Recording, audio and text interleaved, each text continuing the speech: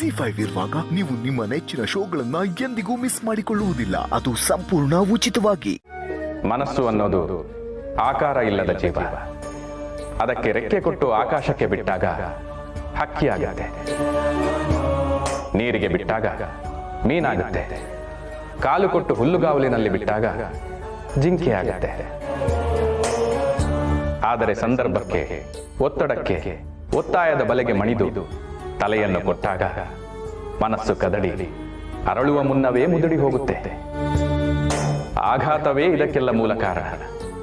ಆಘಾತಕ್ಕೆ ಕಾರಣ ಅಪೇಕ್ಷೆ, ಅಪೇಕ್ಷೆಗೆ ಕಾರಣ ಆಸೆ, ಆಸೆಯೇ ದುಃಖಕ್ಕೆ ಮೂಲ.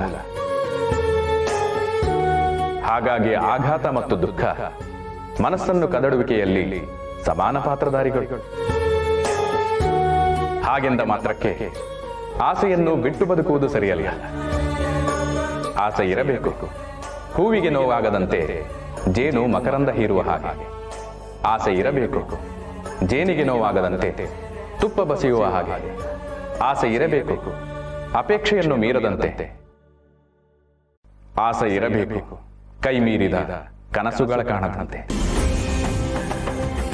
ವ್ಯಕ್ತಿಯ ಅಥವಾ ವಸ್ತುಗಳ ಮೇಲಿನ ಅತಿಯಾದ ವ್ಯಾಮೋಹ, ಅತಿಯಾಗಿ ಹಚ್ಚಿಕೊಳ್ಳುವುದು, ಅತಿಯಾಗಿ ನಂಬುವುದು, ಈ ಅತಿಯಾದವುಗಳೆಲ್ಲವೂ ಅಮೃತವನ್ನೇ ವಿಷ ಮಾಡುವಷ್ಟು ಘೋರವಾದವುಗಳು. ಸುನೀತಾ ತನ್ನ ಗಂಡನನ್ನು ಪ್ರೀತಿಸಿದ್ದು ಸರಿ, ಹಚ್ಚಿಕೊಂಡದ್ದು ಸರಿ. ಆದರೆ ಹುಚ್ಚಿಯಾಗುವಷ್ಟು ಹಚ್ಚಿಕೊಂಡಾಗ ಹೆಚ್ಚಿದ ಕನಸುಗಳೆಲ್ಲವೂ ಮುಚ್ಚಿಡಲಾಗದೆ ಬೆಚ್ಚಗಿದ್ದ ಭಾವಗಳೆಲ್ಲವೂ ನುಚ್ಚು ನೂರಾದಂತೆ ಭಾವಿಸಿ ಬಿಚ್ಚು ಮನಸ್ಸನ್ನು ಮುಚ್ಚಿಕೊಳ್ಳಬೇಕಾಯಿತು. ಇದರಲ್ಲಿ ತಪ್ಪು ಸುನೀತಾಳದ್ದು ಅಂತ ಹೇಳೋ ಬದಲು ಅವಳು ಹಚ್ಚಿಕೊಂಡ ಪ್ರೀತಿಯದ್ದು ಅಂತ ಹೇಳಬಹುದಲ್ವ ಶಿವಪ್ರಸಾದ್? ಹಾಗಾಗಿ ಯಾರನ್ನೇ ಆಗಲಿ ಅತಿಯಾಗಿ ಹಚ್ಚಿಕೊಳ್ಳೋದು ಸರಿಯಲ್ಲ. ಸೃಷ್ಟಿಯೇ ಆಗಿರಲಿ, ಸೃಷ್ಟಿಕರ್ತನೇ ಆಗಿರಲಿ, ನೀವು ಅತಿಯಾಗಿ ಹಚ್ಚಿಕೊಳ್ಳಬೇಕಾಗಿರುವುದು ನಿಮ್ಮನ್ನ, ನಿಮ್ಮ ತನವನ್ನ, ನಿಮ್ಮ ಅಂತರಾತ್ಮವನ್ನ. ಏಕೆಂದರೆ ಸೃಷ್ಟಿಗೆ ಮಿತಿಯೇ ಮೂಲ, ಅತಿಯಲ್ಲ. ಅತಿಯಾದ ಕಾಲ ಲಯವನ್ನು ಕಳೆದುಕೊಳ್ಳಬಹುದು, ಲಯ ಲಜ್ಜೆಯನ್ನು ಕಳೆದುಕೊಳ್ಳಬಹುದು, ಲಜ್ಜೆ ಹಾಕುವ ಹೆಜ್ಜೆಯನ್ನು ಕಳೆದುಕೊಳ್ಳಬಹುದು.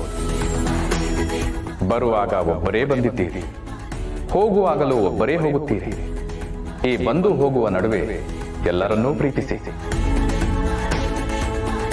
ಆದರೆ ನಿಮ್ಮ ಪ್ರೀತಿ ಇನ್ನೊಬ್ಬರಿಗೆ ಜೀವಿಸುವ ಉತ್ಸಾಹವನ್ನು ನೀಡುವಂತಿರಬೇಕು.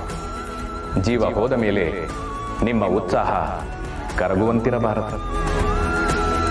ಹಾಗೆಯೇ ನಡೆಯುವ ಎಷ್ಟೋ ಘಟನೆಗಳಲ್ಲಿ ಖುಷಿಯ ವಿಚಾರವನ್ನು ಒಪ್ಪಿಕೊಳ್ಳುವ ಹಾಗೆ ದುಃಖದ ಸಂಗತಿಗಳನ್ನು ಒಪ್ಪಿಕೊಳ್ಳುವಂತೆ ನಿಮ್ಮ ಮನಸ್ಥಿತಿಗಳನ್ನು ನೀವೇ ನೋಡಿಕೊಳ್ಳಬೇಕು. ಏಕೆಂದರೆ ನಿಮ್ಮ ಮನಸ್ಸಿಗೆ ನೀವೇ ಸಾರಥಿಗಳು.